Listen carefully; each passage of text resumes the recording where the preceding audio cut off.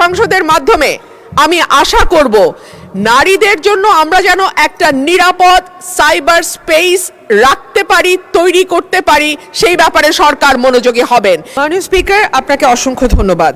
মাননীয় স্পিকার, এই আইনটিতে সংশোধন আনা হয়েছে কারণ জুয়া সংক্রান্ত অপরাধের জন্য আলাদা একটি আইন এসছে। মাননীয় স্পিকার, আমার বক্তব্য সাইবার প্লেসে নারীর সুরক্ষা নিয়ে। মূলত সাইবার স্পেসটা আইন করে নিরাপদ রাখবার যেই প্রাথমিক উদ্দেশ্য ছিল সংসদের, সেটা হচ্ছে এই স্পেসটাকে নারীর জন্য একটা নিরাপদ স্পেস হিসেবে তৈরি করা। কিন্তু আমরা যারা রাজনীতি করি কিংবা যারা পাবলিক ফিগার কিংবা যারা নোন ফেস, আমাদেরকে প্রতিনিয়ত সাইবার হ্যারাসমেন্ট, সাইবার বুলিং এবং নানান রকম সাইবার অপরাধের শিকার হতে হয়।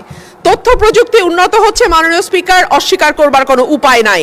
অস্বীকার করবার কোনো উপায় নাই। আমরা এখন এআই জগতে প্রবেশ করেছি। অস্বীকার করবার কোনো উপায় নাই যে কোনটা রিয়েল, কোনটা ফেক, কোনটা ভুয়া, কোনটা সঠিক।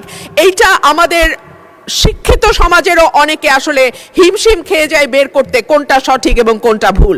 সেরকম একটা প্রেক্ষাপটে দাঁড়িয়ে গ্রামে যখন প্রতিটি মানুষের হাতে স্মার্টফোন, সেলফোন, ফেসবুক অ্যাকাউন্ট, তখন নারীরা, বিশেষ করে নারীরা এবং পরিচিত নারীরা এবং যেই নারীরা হয়তো রাজনীতির সঙ্গে যুক্ত কিংবা মিডিয়া জগতের সঙ্গে যুক্ত, আমাদের জন্য এই স্পেসটা প্রতিদিনই আরেকটু করে অনিরাপদ হয়ে যায়।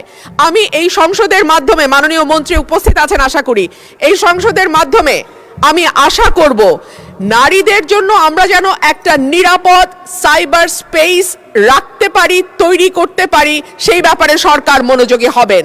এবং রাজনৈতিক দলগুলোর প্রতি আমার অনুরোধ থাকবে, নারীরা যেই দলেরই কর্মী হোক না কেন কিংবা যেই দলেরই সমর্থক হোক না কেন, তাকে হ্যারাস করা অনলাইনে আপাত দৃষ্টিতে আপনাদের জন্য বিরোধী মতে যারা আছেন আনন্দদায়ক হতে পারে, কিন্তু সেটা বুমেরাং হয়ে আপনাদের দিকেই ফিরে আসবে।